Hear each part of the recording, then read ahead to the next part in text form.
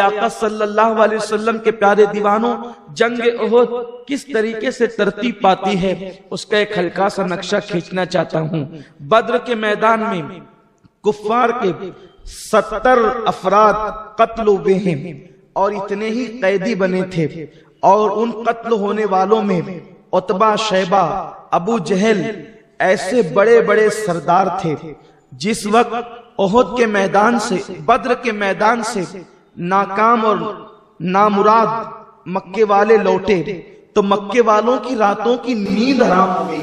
مکے والوں کی راتوں کی نیند حرام ہونا ایک یقینی امر تھا، اس لیے کہ مکے والے پورے علاقے میں، پورے عرب میں بت پرستی کا مرکز قائم کیے ہوئے تھے۔ وہ اللہ کا گھر دنیا کے بت قدوں میں پہلا وہ گھر خدا کا، ہم پاسباں ہیں اس کے، وہ پاسباں ہمارا۔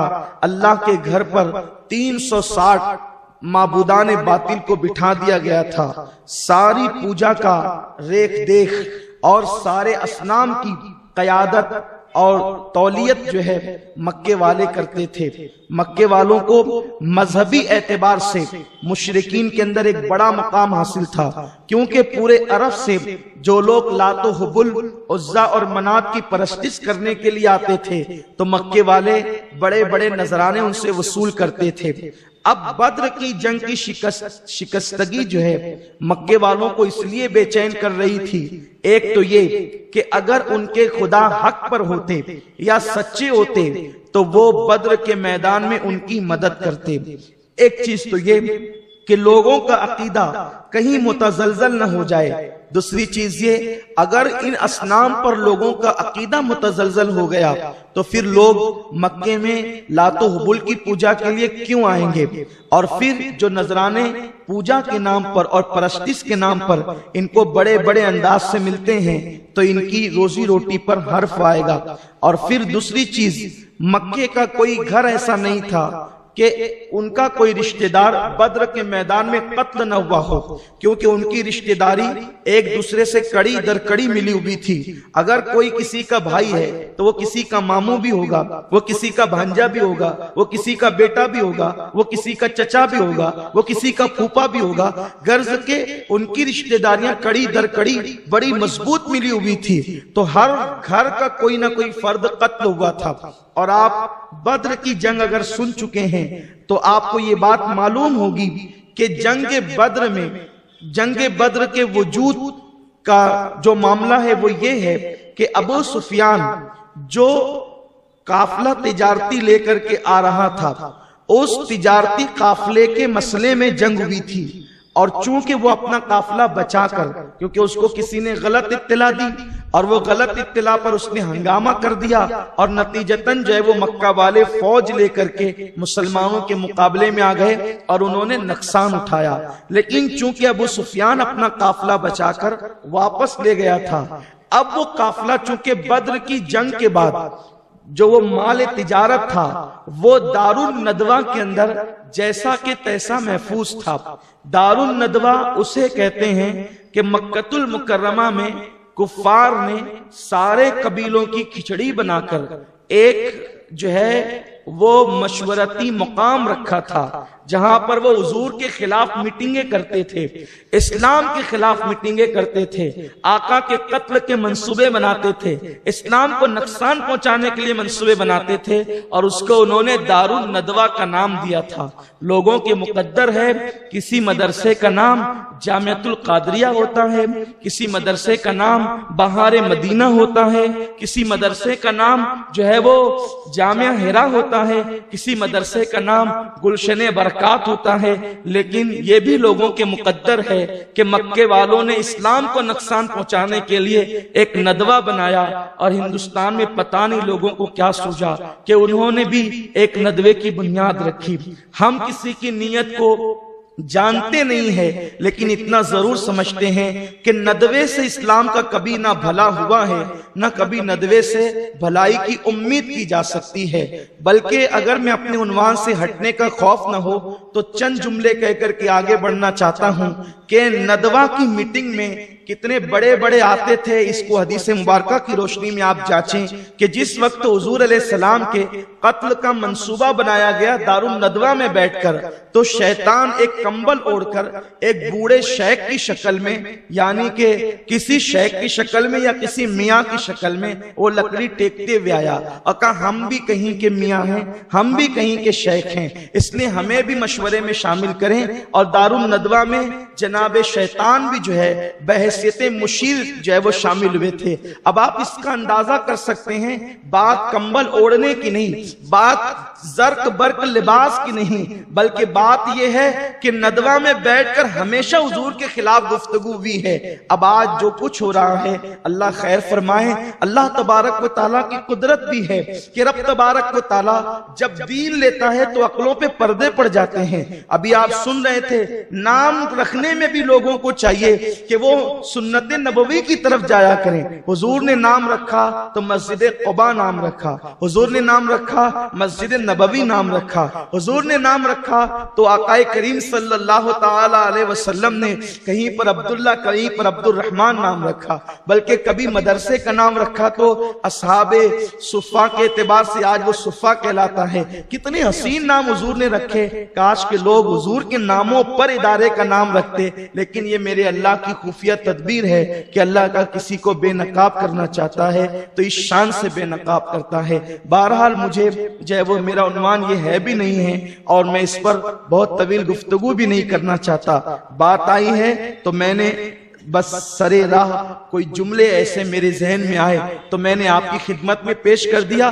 اب آپ اس پہ غور کریں کہ شیطان بھی ندوی ہے، کیونکہ وہ ندوہ میں مشورے کے لیے گیا تھا، اور مشورے کے لیے جتنے جائیں ندوہ میں وہ سب ندوی ہوتے ہیں۔ اور حکومت سعودی پر ہمیں حیرت ہے کہ اس نے حضور کی والدہ کا نام جو ہے وہ باپ سے نکال کر کاٹ دیا، حضور کے والد کا نام باپ سے نکال کے کاٹ دیا، لیکن حرم میں آج تک ایک دروازہ بنا رکھا ہے، اس کا نام دارالندوہ رکھا ہے۔ خدا جانے ندوہ سے اہل سعود کو یا آل سعود کو کیا دلچسپی ہے۔ اللہ تبارک و تعالی مسلمانوں کو حق و باطل سمجھنے کا شعور عطا فرمائے۔ تو عرض یہ کر رہا تھا کہ دارالندوہ کے اندر وہ مال تجارت پڑا ہوا تھا، اس مال تجارت کا اندازہ اگر حساب لگایا جائے تو آج کے حساب سے برطانیہ کے 50,000 پاؤنڈ جو ہے وہ اس کی قیمت ہوتی ہے۔ 1,000 اونٹوں پر وہ مال لدا ہوا تھا۔ ایک وفد ابو سفیان کے پاس گیا۔ یہ ابو سفیان ایک چالاک، ہوشیار، بہادر انسان تھا، اور ابتدا اسلام سے اس نے اسلام کے خلاف زہر افشانیاں کی ہے، لیکن خدا کی قدرت اللہ جسے جو چاہتا ہے بنا دیتا ہے۔ ابتدا اسلام میں یہی ہوا کہ ابو سفیان نے جو ہے بدر کی جنگ ابو سفیان اور ابو جہل کی وجہ سے ہوئی، اور ابو جہل مارا گیا تو ابو سفیان کے پاس چند نوجوانوں کا ایک وفد آیا اور کہا ابو سفیان ہم جو ہے اس وقت تک کے اپنے بستروں پہ چین کی نیند نہیں سو سکتے جب تک محمد سے ہم اپنے مقتولوں کا بدلہ نہ لے لیں، اس لیے ہم تمہارے پاس 2 عرضی لے کر کے آئے ہیں۔ ہماری 2 نکات ہے، 2 نکاتی پروگرام ہے۔ ایک تو یہ کہ آپ جو ہے ہمارے جنگ کے کمانڈر ان چیف بن جائیں، ہمارے قائد بن جائیں جنگ کے آپ۔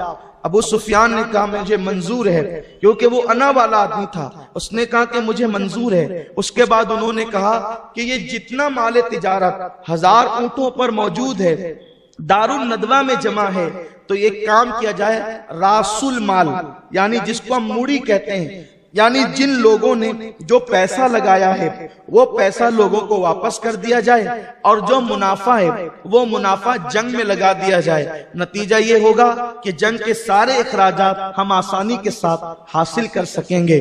اس نے فوراً کہا ٹھیک ہے، سب سے پہلے میں میرا مال یعنی میرا منافع اور بنو عبد المطلب کا منافع میں جنگ کے لیے چندے کے طور پہ پیش کرتا ہوں۔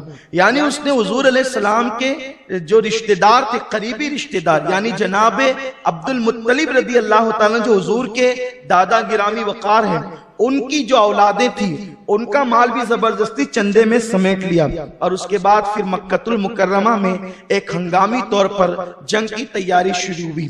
یہ لوگ یہ چاہتے تھے کہ بڑی خفیہ طور پر یہ مدینہ منورہ جائیں، اور جانے کے بعد ان مٹھی بھر مسلمانوں کو بے خبری میں جا کر کے لیں اور اس طرح پیس ڈالیں جیسے دو پتھروں کے بیچ میں گیہوں اور چاول پیس دیے جاتے ہیں۔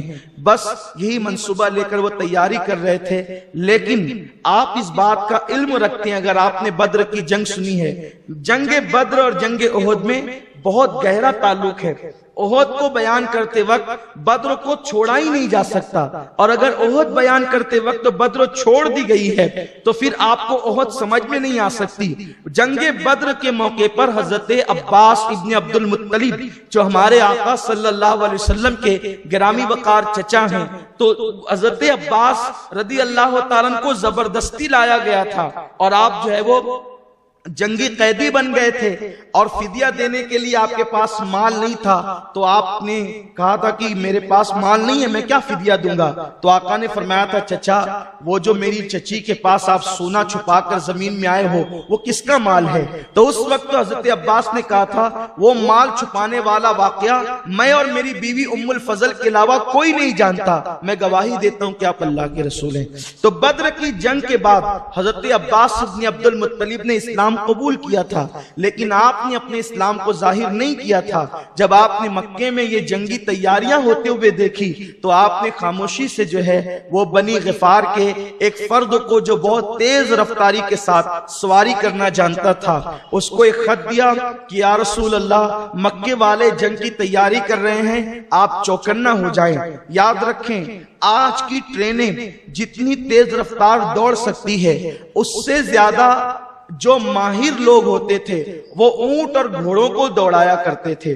یہ بات ہم نے پہلی مرتبہ محقق عصر حضرت علامہ فیض احمد اویسی رحمت اللہ تعالی علیہ کی کتاب میں پڑھا چاند کے مسئلے میں، تو ہمیں حیرت ہوئی کہ اتنے بڑے محقق نے یہ بات کیسے لکھ دی کہ تیز رفتار ٹرینوں سے زیادہ گھوڑے اور اونٹ دوڑ سکتے ہیں۔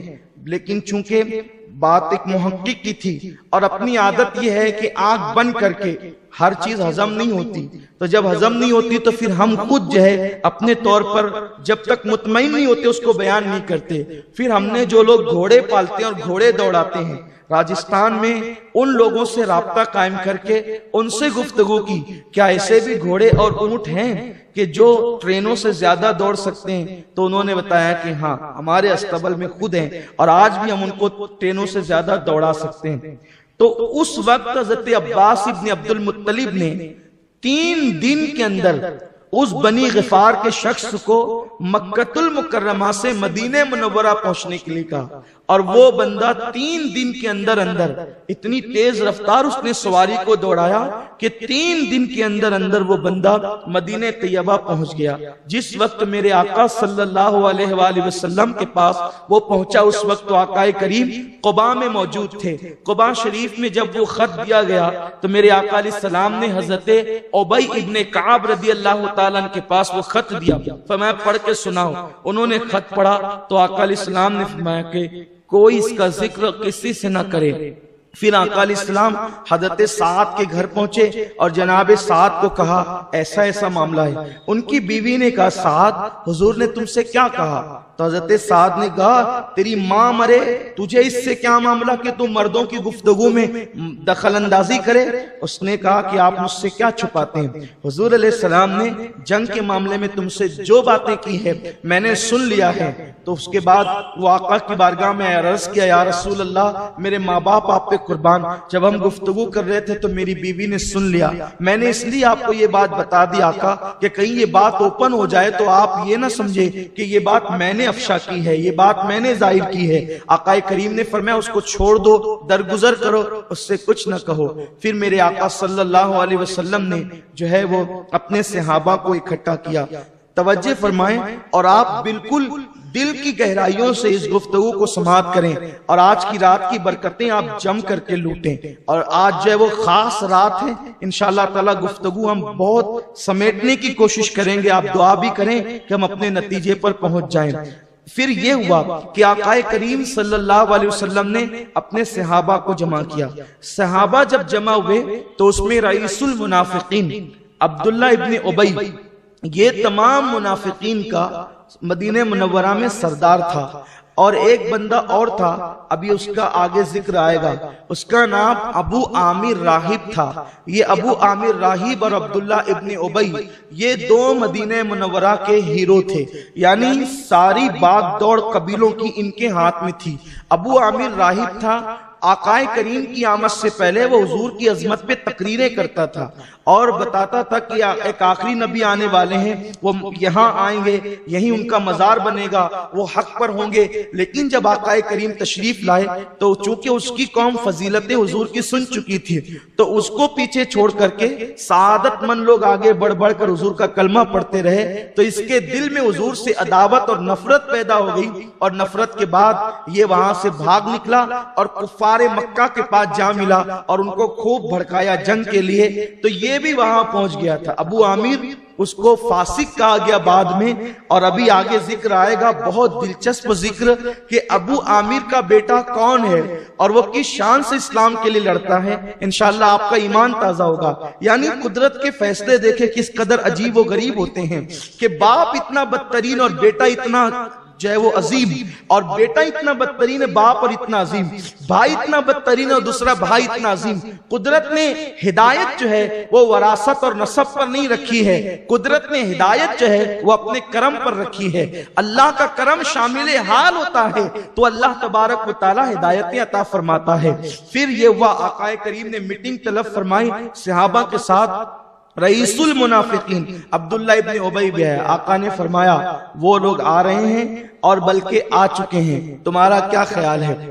تو سرکار صلی اللہ علیہ وسلم کے جو تجربہ کار صاحب الرائے صحابہ تھے انہوں نے عرض کی حضور ہمارا مشورہ یہ ہے کہ آقا وہ لوگ 3000 کا لشکر جرار لے کر کے آ رہے ہیں، ہر آدمی کے پاس زرہ ہے، سواری ہے، کھانے پینے کا سامان ہے۔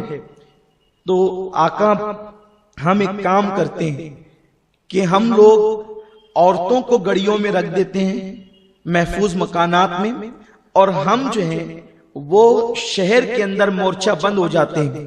مدینہ منورہ کی جو تنگ گلیاں ہیں جب وہ اس میں گھسیں گے تو ہم ان کو گاجر مولی کی طرح کاٹیں گے۔ اس بات کی تائید رئیس المنافقین عبداللہ ابن ابی نے بھی کی، صاحب الرائے صحابہ نے بھی، حضور علیہ السلام کی بھی یہی رائے تھی۔ لیکن جو نوجوان صحابہ تھے جن کو بدر میں شریک ہونے کا موقع نہیں ملا تھا، ان صحابہ کو بڑا جذبہ تھا۔ انہوں نے عرض کیا حضور اس دن کے لیے تو ہم دعا کرتے تھے کہ ہم اللہ کی راہ میں کانٹے اور مارے جائیں، شہادت کا جام نوش کریں، اب یہ موقع آیا ہے آقا تو ہمیں محروم کیوں کیا جا رہا ہے؟ یا رسول اللہ اگر ہم مورچہ بند ہو کر کے مدینہ منورہ میں لڑیں گے کفار مکہ سمجھیں گے کہ ہم بزدل ہو گئے، اس لیے ہم ان کا مقابلہ نہیں کرتے۔ یا رسول اللہ ہم باہر نکل کر کے لڑیں گے۔ اور جب ان لوگوں نے بڑی جذباتی گفتگو کی تو چونکہ اکثریت کی رائے یہ تھی کہ ہمیں باہر نکل کر کے دشمن کا مقابلہ کرنا چاہیے، آقا یہ سن کر کے اپنے گھر میں تشریف لے گئے۔ حضرت ابو بکر صدیق سیدنا فاروق اعظم حضور کے ساتھ گھر میں گئے کہ مزاج اقدس کیا ہے۔ آقا نے فرمایا میری زرہ لاؤ، خود لاؤ۔ آقائے کریم صلی اللہ علیہ وسلم کو دونوں یاروں نے مل کر زرہ پہنائی، سرکار نے امامہ باندھا، اس پہ خود رکھا اور اس کے بعد گلے میں تلوار لٹکائی، اور پھر آپ پٹکا باندھ کر کے جب باہر نکلنے والے تھے کہ حضرت صدیق اکبر اور فاروق اعظم کے ساتھ جب آپ باہر تشریف لانے والے تھے تو اس درمیان میں کچھ صاحب الرائے صحابہ حضرت اسید ابن حضیر وغیرہ وہاں پر موجود تھے۔ کہا تم لوگ آقا کو مشورہ دیتے ہو جبکہ حضور علیہ السلام پر وحی آتی ہے، آپ کا طریقہ کار یہ ہونا چاہیے تھا کہ یا رسول اللہ آپ کی جو مرضی ہو آپ کریں، ہم اس کے لیے تیار ہیں۔ آقا کی مرضی پر سب چھوڑ دیتے کیونکہ حضور سے زیادہ کون جانتا ہے، آقا کریم صلی اللہ علیہ وسلم صاحب وحی اپنا ایمان ہے۔ تو اس وقت جو نوجوان صحابہ جذبات میں تھے وہ لوگوں کو ندامت ہوئی اور سوچا کہ کاش ہم جذبات میں آ کے مشورہ نہ دیتے۔ ابھی یہ گفتگو ہو ہی رہی تھی کہ اس درمیان میں سرکار تشریف لائے۔ ایسا ہوتا ہے نا کہ دو لوگ گفتگو کرتے ہیں اور جب کوئی بڑا آ جاتا ہے تو دونوں چپ ہو جاتے ہیں، تو دونوں کا اچانک چپ ہونا یہ بتاتا ہے کہ کچھ ابھی بات ہو رہی تھی، سرکار نے کیا بات ہو رہی تھی؟ اس وقت تو صاحب الرائے صحابہ نے عرض کی حضور یہ جذبات میں انہوں نے باتیں کہہ دی اور ہم سے غلطی ہوئی، آپ صاحب وحی ہیں، آپ کو جو حکم آپ وہ کریں، ہم آپ جو کہیں گے کرنے کے لیے تیار ہیں، اگر مورچہ بندی کے ساتھ مدینے میں لڑنا ہے اس کے لیے بھی تیار ہے، اور اگر آپ میدان میں نکلنے کا حکم کرتے ہیں حضور ہم احد بدر کی طرح اپنی جان کی بازی لگا دیں گے۔ میرے سرکار نے فرمایا یہ نبی کی شان نہیں کہ ایک مرتبہ ہتھیار لٹکا لے تو اب بغیر لڑے اس کو اتار دے، اب ہمیں اللہ نے جو کرنا ہے وہی ہونا ہے، اللہ ہماری مدد فرمائے گا۔ لیکن سنو، میں نے خواب دیکھا کہ ایک گائے ذبح کی جا رہی ہے اور میں نے ایک زرہ میں ہاتھ ڈال رکھا ہے، اور اس خواب کی تعبیر یہ ہے، اور میری تلوار کے کئی دانے ہیں، یہ میں نے خواب دیکھا۔ اس کی تعبیر یہ ہے کہ گائے سے مراد میرے بہت سے صحابہ کو شہید کیا جائے گا، اور تلوار میں جو دانے ہیں دندان ہے اس سے مراد میری اہل بیت کا بھی ایک فرد شہید ہوگا، اور جو زرہ میں نے ہاتھ ڈالا ہے اس سے شہر مدینہ منورہ مراد ہے۔ آقا کریم نے یہ کہا، صحابہ نے عرض کی حضور اب جو ہو آپ حکم فرمائیں، ہم تیار ہیں۔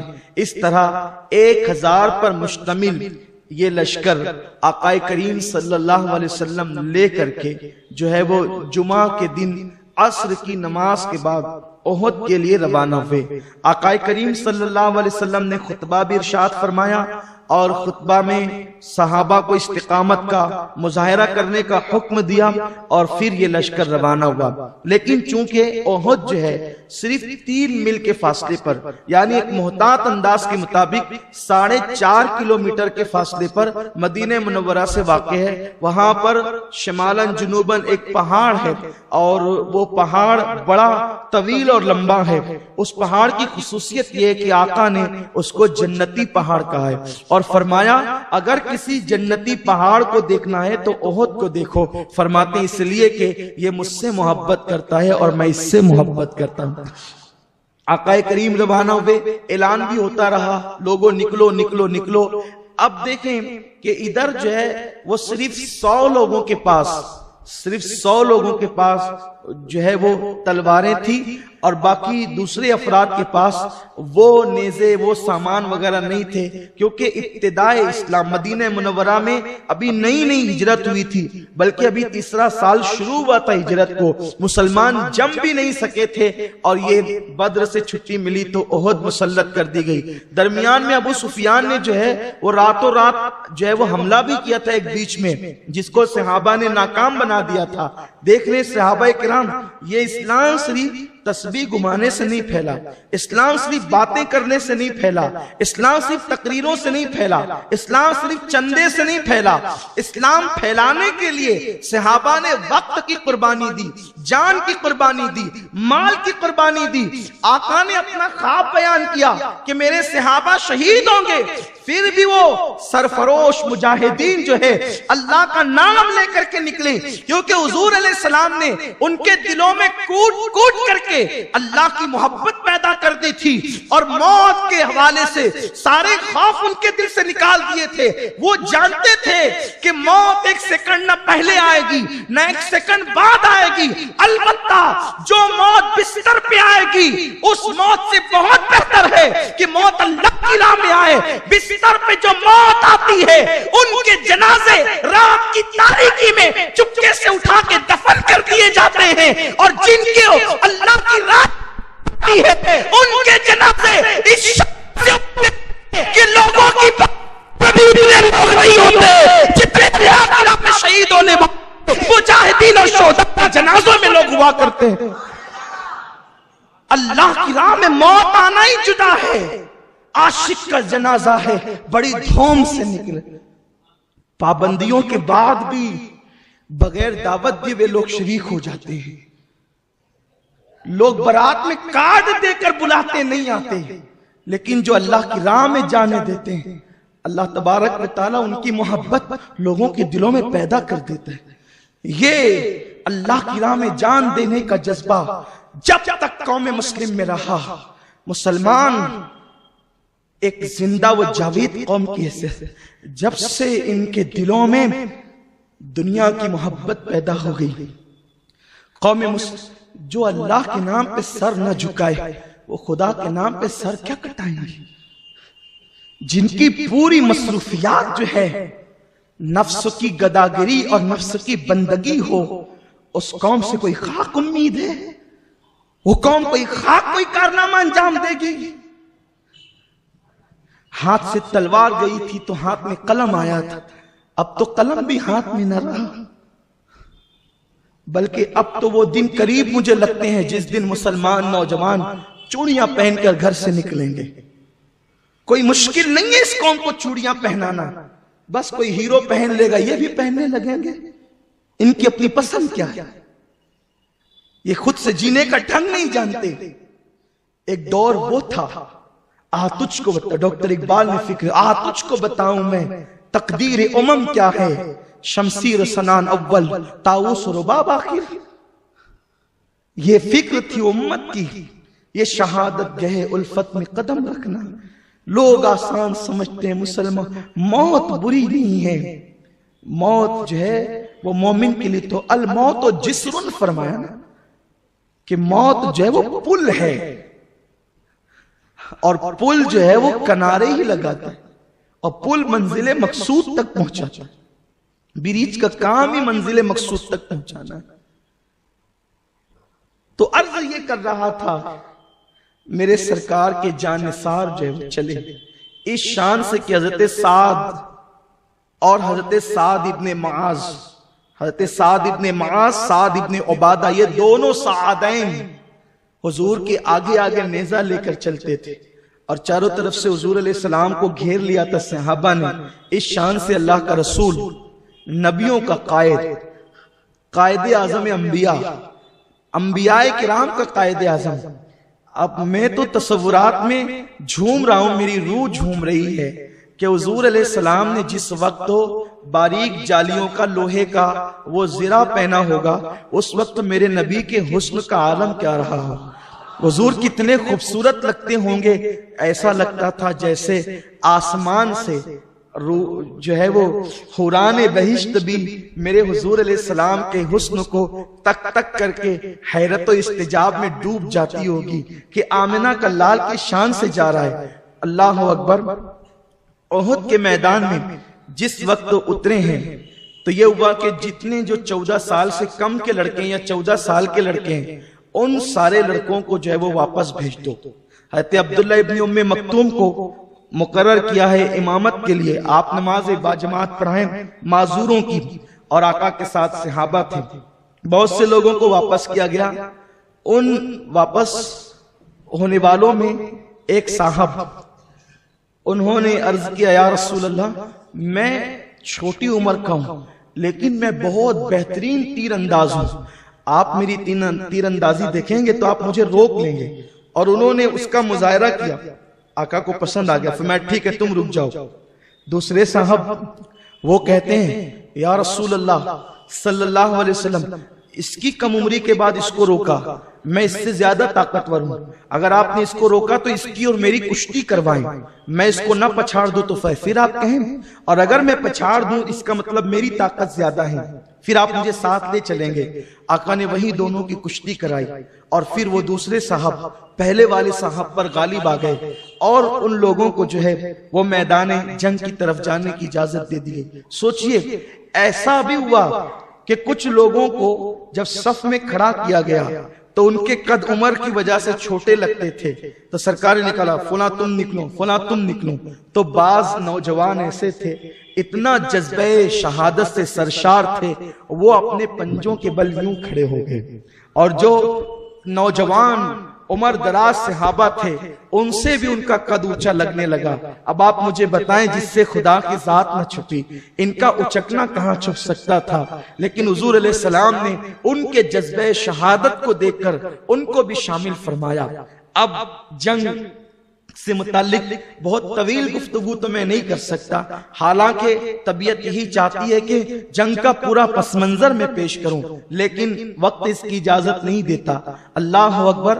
سرکار ابد قرار صلی اللہ تعالی علیہ وسلم نے پھر صحابہ کو کہا ایک خطبہ دے کر. حضور علیہ السلام نے جو خطبہ دیا ہے بڑا تاریخی خطبہ ہے, اس کو پورا من وان پیش نہیں کیا جا سکتا. آقا نے صحابہ کو ڈرنے کا حکم دیا اور کسی پر ہاتھ اٹھانے سے پہلے اللہ کے پیارے حبیب صلی اللہ علیہ وسلم نے فرمایا کہ جو تم پر ہاتھ نہ اٹھائے گا تم اس پر ہاتھ نہیں اٹھاؤ گے, تم بیجا کسی کو قتل نہیں کرو گے, قتل کرنے کے بعد اس کی شکل نہیں بگاڑو گے, اس طریقے سے فرمایا. اور آقا کریم صلی اللہ علیہ وسلم نے بڑی تاکید فرمائی. وہ خطبہ پڑھنے اور سننے سے تعلق رکھتا ہے کہ آقا کریم صلی اللہ علیہ وسلم جنگ کے میدان میں بھی اتنی احتیاط کا حکم عطا فرماتے ہیں. پھر اس کے بعد اللہ کے پیارے حبیب مصطفیٰ جان رحمت صلی اللہ علیہ وسلم نے فرمایا دیکھو ان کی تعداد کتنی ہے, تو ان کی تعداد اندازہ لگائی گئی کہ 3000 سے کچھ کم و زیادہ ہیں, اور وہ لوگ سب لیس ہے ہتھیاروں سے. ادھر عبداللہ ابن ابی, یہ جو پلید تھا رئیس المنافقین, اس نے کہا تم نے تو 9 لڑکوں کی بات مان لی, ہماری تو بات ہی نہیں مانی, اور آپ جو ہے وہ آ گئے میدان کے اندر, اب ہم آپ کے ساتھ لڑیں گے, کٹیں گے, مریں گے, ہم شکست قبول کریں گے. ایسا نہیں ہو سکتا. وہ اپنے 300 لوگوں کو لے کر کے نکل گیا, بچے صرف 700, اور اس کا آ کر کے میدان سے جانا یہ بڑی سازش تھی تاکہ جب ہم نکلیں گے تو ہمیں دیکھ کر کے اور دوسرے بھی جو حضور کے صحابہ مومنین ہیں وہ نکل کر بھاگ جائیں گے. لیکن اس پلید کو نہیں معلوم تھا جنہوں نے نبی کا سچے دل سے کلمہ پڑھا ہے وہ لوگ ایسے نہیں ہوتے. اللہ اکبر, عجیب حالات تھے. کفار مکہ کے ساتھ دف بجانے والی عورتیں تھیں, گانے والی عورتیں, ناچنے والی عورتیں, اور وہ ناچ کر گا کر کے ان کے جذبات بھڑکا رہی تھی. تمہارے باپ داداؤں کو قتل کیا گیا, آج انتقام کا دن ہے, عتبہ اور شیبہ کا انتقام لینے کا دن ہے, ابو جہل کی انتقام لینے کا دن ہے, تمہارے چچاؤں اور ماموں کا انتقام لینے کا دن ہے. اس میں پیش ایک عورت تھی جس کا نام تاریخ میں ہندہ بنت عتبہ بتایا جاتا ہے, اور بھی بہت ساری عورتیں تھیں. اللہ اکبر. ادھر میرے سرکار کے 700 صحابہ بچے, سب کے پاس ہتھیار بھی نہیں. میرے سرکار اس وقت ایک ورد کرتے تھے, حسبنا اللہ و نعم الوکیل, میرا اللہ میرے لیے کافی ہے, اور بار بار آسمان کی طرف چہرہ اٹھا کے عرض کرتے تھے مولا میں تیری طاقت سے حملہ کرتا ہوں اور میں تیری طاقت سے جیتتا ہوں. اس کے بعد 15 شوال المکرم کی صبح کو میرے آقا علیہ السلام نے فوج کو ترتیب دیا, اور ادھر سے غرور و نخوت میں ڈوبی ہوئی قوم میرے سرکار سے انتقام لینے کے لیے تیار ہو گئی. میرے آقا نے اپنی کمر سے تلوار نکالی. بہت غور سے سننے کی بات ہے, بڑی دلچسپ بات ہے. آقا نے اپنی کمر سے تلوار نکالی اور ہوا میں لہرا کر فرمایا کون ہے جو اس کا حق ادا کرے گا. کسی نے عرض کی حضور میں اس کا حق ادا کروں گا. آقا نے تلوار پیچھے لے لی, فرمایا کون ہے اس کا حق ادا کرے گا. پھر کسی نے کہا حضور میں اس کا حق ادا کروں گا. پھر جناب زبیر ابن عوام نے کہا حضور پھوفی زاد بھائی بھی تھے اور حضور کے ساڑو بھی تھے, حضور میں حق ادا کروں گا. آقا نے پیچھے لے لی. پھر حضرت ابو دجانہ, یہ ایک صحابی ہیں اور جوان اور بڑے طاقتور ہیں, انہوں نے عرض کی حضور میں اس کا حق ادا کروں گا, اور جب تک یہ ٹیڑھی نہیں ہو جائے گی لڑتا رہوں گا, دشمن کے ٹکڑے کرتا رہوں گا. آقا نے فرمایا پھر اگر تو اس کا حق جانتا ہے تو میں یہ تجھے عطا کرتا ہوں.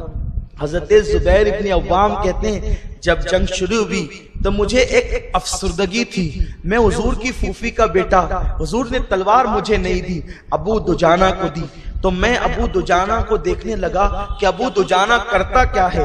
تو میں دیکھ رہا تھا وہ حضور کی تلوار لہرا کر کہتا تھا کہ اس تلوار کا حق ہے کہ جب تک یہ ٹیڑھی نہ ہو جائے دشمن کے اس سے ٹکڑے ہی کرتے جاؤں, دشمن کے اس سے 2 ٹکڑے کرتے جاؤں, جو سامنے آتا گھس کر حملہ کرتے. اور حضرت کعب ابن مالک کہتے ہیں میں جنگ کا منظر دیکھ رہا تھا تو میں نے کیا دیکھا, ایک آنے والا آیا اور آنے کے بعد کہتا ہے کون ہے مجھ سے لڑنے والا؟ تو وہ بندے کو میں نے دیکھا کہ سرتاپا زرا میں ڈوبا ہوا تھا، لیکن اس نے ایک جو ہے وہ حملہ کر کے اس کافر کے 2 ٹکڑے کیے۔ تو تب میں نے تجسس سے سوچا یہ ہے کون؟ جب اس نے چہرے سے اپنی خود کی جو ہے وہ زنجیریں ہٹائی، تب میں نے کہا کون ہو تم؟ تو کہا انا ابو دجانہ، میں ابو دجانہ ہوں۔ تب میں نے کہا کہ تو نے رسول اللہ کی تلوار کا حق ادا کیا ہے۔ ایک بندہ، ایک شخص کفاروں میں سے بڑا طاقتور 3 بار کہتا ہے کون ہے جو مجھ سے لڑے گا؟ کسی نے جواب نہ دیا۔ پھر کہا کون ہے مجھ سے لڑے گا؟ کسی نے جواب نہ دیا۔ کہا کون ہے مجھ سے لڑے گا؟ تو حضرت زبیر ابن عوام نے کہا انا، اور جب گئے ہیں تو اس کے 2 ٹکڑے کیے ہیں، اور جب اتنے بڑے پہلوان کے ساتھ لڑے ہیں تو آقا اتنا خوش ہوئے ہیں اور ارشاد فرمایا کہ ہر نبی کا کوئی حواری ہوتا ہے اور میرا حواری زبیر ابن عوام ہے۔ اس کے بعد سے ان کا لقب پڑ گیا حضرت حواری رسول زبیر ابن عوام کا۔ حضرت سعد ابن ابی وقاص، ابھی ان کے چہرے پہ داڑھی بھی نہیں نکلی تھی۔ اے مسلم نوجوانوں، غیرت کرو، غیرت کرو کہ تمہیں اللہ کے دین کے لیے 5 وقت کی نماز کے لیے ٹائم نہیں ہے۔ مسلمانوں غیرت کرو، اللہ کے دین کی خدمت کے لیے تم قافلے میں دینی محفلوں کے لیے وقت نہیں نکالتے۔ حضرت سعد ابن ابی وقاص نے احد کے میدان میں اس وقت شرکت کی تھی جب ابھی آپ کے چہرے پہ داڑھی بھی نہیں نکلی تھی، روحیں آپ کے چہرے پر تھے۔ اور پتہ ہے جب نوعمر کے لڑکے کوئی بڑا کارنامہ انجام دیتے ہیں تو اس وقت حضور علیہ السلام کی حوصلہ افزائی کا انداز کیا ہوتا ہے؟ آقا کریم کے پاس کھڑے ہو کر سعد ابن ابی وقاص رضی اللہ تعالیٰ عنہ اٹھا کر کے جو ہے وہ کمانے تیر چلاتے تھے۔ لیکن سعد کا مقدر کتنا تھا؟ کیونکہ چھوٹی عمر کے تھے، ابھی داڑھی بھی نہیں نکلی تھی۔ اس قوم کے جوانوں کا حال یہ ہے، ابتدائی جوانی میں پہنچیں گے تو لڑکیاں چھیڑیں گے، ابتدائی جوانی میں پہنچیں گے تو موبائل پر زنا کے مناظر دیکھیں گے، ابتدائی جوانی میں پہنچیں گے تو کالج میں پڑھنے کی بجائے اپنا مستقبل طے کرنے کی بجائے عیاشوں کے پیچھے پڑیں گے۔ کتنے وہ نوجوان ہیں جو اپنی جوانی کی حفاظت کر رہے ہیں۔ اے جوانوں، قیامت کے دن تمہیں صحابہ کے لہو کا جواب دینا ہوگا، شہدائے احد کے لہو کا جواب دینا ہوگا۔ تم کیا سمجھتے ہو کہ تم یوں ہی بخش دیے جاؤ گے؟ کلمہ پڑھنے کے بعد تمہیں یوں نہیں بخشا جائے گا جب تک کہ ان محنت کرنے والوں کی قدر نہ کرو۔ آج تمہارے پاس اللہ کے دین کے لیے وقت نہیں، آج تمہارے پاس حضور کی سیرت پڑھنے کے لیے وقت نہیں، آج تمہارے پاس حضور پہ درود پڑھنے کے لیے وقت نہیں۔ تم ہوٹل کی کرسیوں پہ 3 گھنٹہ توڑ سکتے ہو، تم فلموں کے لیے 4-5 گھنٹہ ایک وقت میں کرسی پر بیٹھ کے گزار سکتے ہو، لیکن مسجد میں آدھا گھنٹہ تمہیں بیٹھنے کے لیے وقت نہیں۔ مسلمانوں کہاں ہو؟ اسلام کہاں ہے؟ اسلام ڈھونڈ رہا ہے۔ حضرت خالد ابن ولید کو اسلام طلب کر رہا ہے، امیر حمزہ کو اسلام ڈھونڈ رہا ہے، سعد ابن ابی وقاص کو۔ اسلام تیرے چاہنے والے نہ رہے، جس کا تو چاند تھا افسوس کو حالے نہ رہے۔ اللہ اکبر۔ اسلام متلاشی ہے ان روحوں کو، ان پاک دامن نفوس کو کہ دامن نچوڑ دیں تو فرشتے وضو کریں۔ انہیں اسلام تلاش کر رہا ہے۔ مسلمان تو ہے لیکن مسلمانوں کی زندگی میں صحابہ سا اسلام کا داڑھی نہیں نکلی ہے۔ دشمنان اسلام کی طرف تلوار تیرے برساتے ہیں۔ کس شان سے، کس شان سے حضور کے آگے کھڑے ہیں، حضور پہ آنے والا تیر اپنے سینے پر لیتے اور اس طرف سے جوابی تیر چلاتے ہیں، اور اللہ کے حبیب انہیں تیر اٹھا کر دیتے۔ سرکار تیر اٹھا کے دیتے ہیں۔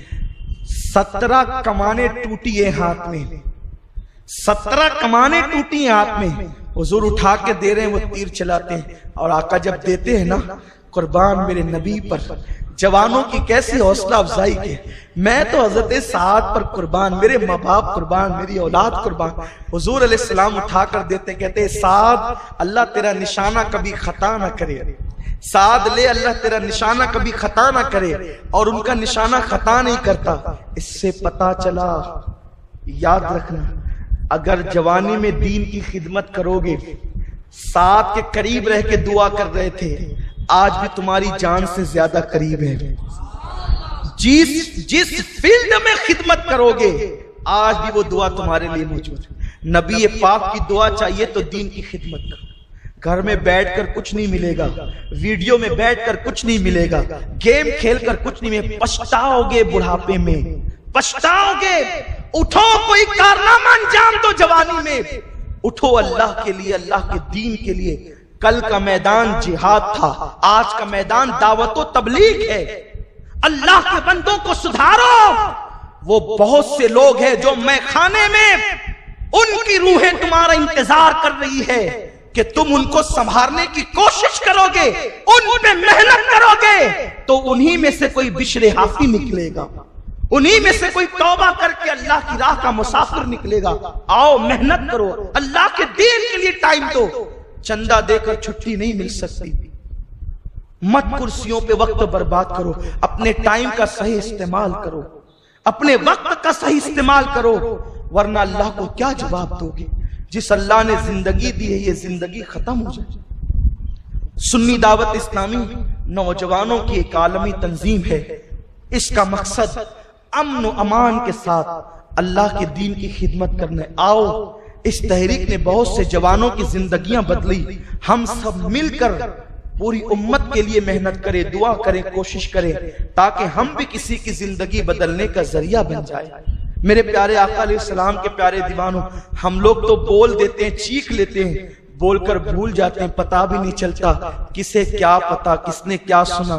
گزشتہ ہفتے ایک لڑکی کا میسج آیا اور اس نے کہا, سید صاحب میں نے مرکز کا بیان سنا رمضان شریف میں اور سارے بیانات مشتقاتے رہے اور میں سنتی رہی, اور نتیجہ یہ ہوا کہ شب قدر آتے آتے اللہ نے میری زندگی میں انقلاب برپا کی. وہ کہتی ہے کہ میں اپنی زندگی سے متعلق کہہ نہیں سکتی کہ میری زندگی میں وہ کون سا گناہ تھا جو نہیں تھا, لیکن آج اللہ تعالیٰ نے مجھے سچی توبہ کی توفیق مرکز کے درس قرآن کو سننے کے بعد عطا فرمائی. آپ بولیے, کوشش کیجئے, اللہ تعالیٰ نے, ممکن ہے آپ کسی کی زندگی بدل دیں, آپ کے ذریعے کسی کی زندگی میں انقلاب آ جائے. یہ بول ہے نا, یہ بول آپ بول کر کسی کا دل توڑ بھی سکتے ہیں, اور اسی بول کے ذریعے آپ کسی کو خدا سے جوڑ بھی سکتے ہیں. آئیے اپنے بول کا صحیح استعمال کریں, اپنے الفاظ کا صحیح استعمال کریں, اپنے وقت کا صحیح استعمال کریں. بہت سو چکے ہو مسلمانوں, آؤ بیدار ہونے کی ضرورت ہے, انقلاب برپا کرنے کی ضرورت ہے. لیکن انقلاب کیسے آئے گا؟ حضور کی سنتوں کو زندہ کر کے آئے گا. انقلاب کیسے آئے گا؟ آقا کی سیرت کو نافذ کر کے آئے گا. انقلاب کیسے آئے گا؟ لوگوں کو قرآن اور سنت سے قریب کرنے سے آئے گا. بہرحال عرض کر رہا تھا, گفتگو دور نہ نکل جائے, تفسیرے میں وقت نہ چلا جائے, تو جناب سعد ابن ابی وقاص رضی اللہ عنہ, ابھی داڑھی کے بال بھی نہیں, حضور کہتے ہیں سعد اللہ تیرا نشانہ خطا نہ کر. میں نے جب یہ دعا سنی, میرے ایمان نے کہا ضرور جب کوئی داعی دین حضور کی رضا کے لیے تقریر کرتا ہوگا تو حضور کہتے ہیں کہ اللہ تیرے الفاظ کو خطا نہ کر. سعد کا تیر جگہ پہ لگتا تھا, اللہ تیرے الفاظ بھی کسی کے دل پہ لگ. خدا تجھے کسی طوفان سے آشنا کر دے کہ تیرے بحر کی موجوں میں اضطراب نہیں, اور شاید کہ تیرے دل میں اتر جائے, میری بات والا مسئلہ ہو جائے. حضور کی دعا آج بھی ہے, آقا کی دعا آج بھی, کیونکہ ان کا کرم کبھی منقطع نہیں ہوتا, ان کا کرم کبھی سقوط نہیں پاتا, ان کا کرم کبھی ختم نہیں ہوتا. اس لیے کہ میرے رسول زندہ ہیں, اپنے آقا زندہ ہیں. اگر وہ سعد کو تیر اٹھا کے دے رہے تھے تو آج ہماری ہمت بندھا رہے ہیں, آج ہماری بھی حوصلہ افزائی کر رہے ہیں. کوئی آ کر دیکھے تو صحیح, پھر ان کے کرم کو بہت قریب سے محسوس کرے گا. کوئی ہم تو مائل بکرم ہے, کوئی سائل ہی نہیں, راہ دکھلائے کسے, راہ روے منزل ہی نہیں. حضور سے قریب ہونا چاہتے ہو تو دین کے خادم بنو, دین کی خدمت کرو, اپنی ذات سے دین کو فائدہ پہنچاؤ. سعد ابن ابی وقاص تیر چلاتے ہیں, کمانیں ٹوٹتی ہے. پھر ایک وقت وہ آتا ہے کہ میرے نبی یہ دعا کرتے کرتے کہ سعد تیرا نشانہ کبھی خطا نہ کرے. پھر میرے حضور دعا کرتے ہیں, اب دعا ہی نہیں کرتے بلکہ اب سعد کے گلے میں وہ عزت اور تعظیم کا ہار ڈالتے ہیں کہ قیامت تک کے مومنین سعد کی قسمت پہ رشک کرتے رہیں گے. آقا فرماتے ہیں سعد یہ تیر لے, فدا کا امی و ابی یا سعد، اے سعد تجھ پر میرے ماں باپ قربان ہو جائیں، اے سعد تجھ پر میرے ماں باپ قربان ہو جائیں، اے سعد تجھ پر۔ حضرت سعد کے تو جذبات ہی دیکھنے والے تھے۔ کہتے ہیں حضرت زبیر ابن عوام کہ ہم یہ منظر دیکھ کر کہہ رہے تھے احد کی جنگ سعد نے لوٹ لی، کہتے ہیں نا وہ مجمع فلاں نے لوٹ لیا، کہتے ہیں جنگ احد سعد نے لوٹ لی، کہ حضور اس کے بارے میں کہہ رہے ہیں فدا کا امی و ابی یا سعد، اے سعد تجھ پر میرے ماں باپ قربان ہو جائیں، سعد تجھ پر میرے ماں باپ قربان ہو جائیں۔ جنگ جو ہے وہ شباب پر آتی ہے۔ حضرت عبداللہ ابن جہش، حضرت مصعب ابن عمیر، حضرت امیر حمزہ، حضرت صدیق اکبر، فاروق اعظم، عثمان ذو النورین، حضرت عثمان ذو النورین، حضرت علی مرتضیٰ، یہ صحابہ، جناب عمیر، اس طریقے سے ایک طویل فہرست ہے، جنگ میں مصروف ہے۔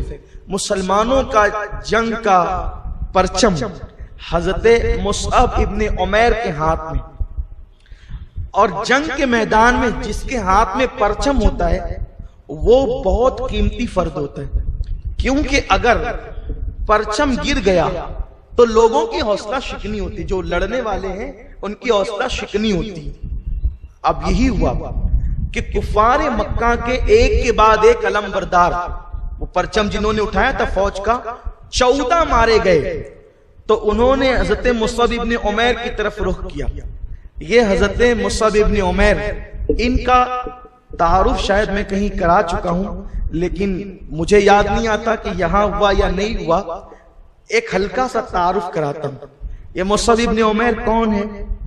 مصعب ابن عمیر اپنی ماں کے بڑے لاڈلے اور چہیتے بیٹے ہیں، اور ان کی ماں اتنی مالدار ہے کہ جس وقت مصعب ابن عمیر نے اسلام قبول نہیں کیا تھا، مکے میں سب سے قیمتی لباس اگر کوئی پہنتا تھا تو مصعب ابن عمیر پہنتے تھے، پھر سب سے قیمتی خوشبو اگر کوئی لگاتا تھا تو مصعب ابن عمیر لگاتے تھے۔ حتیٰ کہ جب مصعب ابن عمیر مکے کی گلیوں سے گزرتے تھے تو عورتیں گھر میں باتیں کرتی تھی عمیر کا بیٹا مصعب جا رہا ہے، اس لیے کہ اس سے زیادہ قیمتی خوشبو مکے میں کوئی نہیں لگاتا۔ آپ غور فرمائیں، اتنی قیمتی خوشبو مصعب لگاتے تھے۔ اب آپ سوچتے ہوں گے کہ آپ لوگ تو ہی بیان کرتے ہیں کہ حضور کے پسینے کی بھی خوشبو آتی تھی، پھر یہ کیسے کہ مصعب ابن عمیر کی خوشبو عورتیں پہچان گئی، حضور کی خوشبو پر کوئی گفتگو نہیں ہوتی تھی؟ یاد رکھیں، حضور کی خوشبو صرف مومنین کو آتی تھی، کفار کو نہیں آتی تھی۔ یہ حضور علیہ السلام کی خوشبو کی خاص بات ہے کہ اللہ نے صرف مومنین تک کے اس کو محدود رکھا تھا۔ لوگ کہتے ہیں آج بھی مدینہ منورہ میں حضور کی خوشبو آ رہی ہے، لوگ کہتے ہیں ہم تو ہر سال جاتے ہیں اور 15 دن رہتے ہیں، ہمیں کبھی ایک سیکنڈ نہ آئی۔ ہم نے کہا آئی نہیں آئی یہ تیرا اپنا معاملہ ہے، خوشبو تو آج بھی ہے، لیکن اللہ کا قانون ہے وہ مومنین کو دے گا، کافروں کو نہیں دے گا۔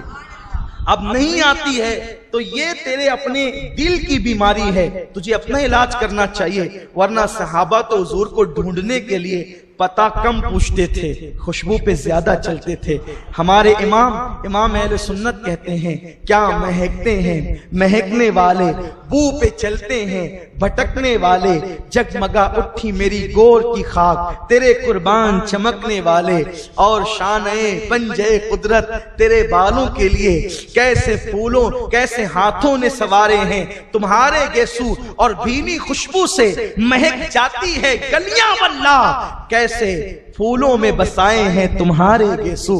حضور کے گیسوؤں کی خوشبو، حضور کے جسم کی خوشبو ایک الگ عنوان رکھتا ہے۔ جنگ ہو رہی ہے، مصعب ابن عمیر رضی اللہ تعالیٰ اللہ اکبر پرچم علم بردار ہیں، اسلامی جو ہے وہ فوج کے، آقا کریم صلی اللہ علیہ وسلم کے وہ صحابی، ان سے بہتر خوشبو مکے میں قیمتی کوئی نہیں لگاتا تھا۔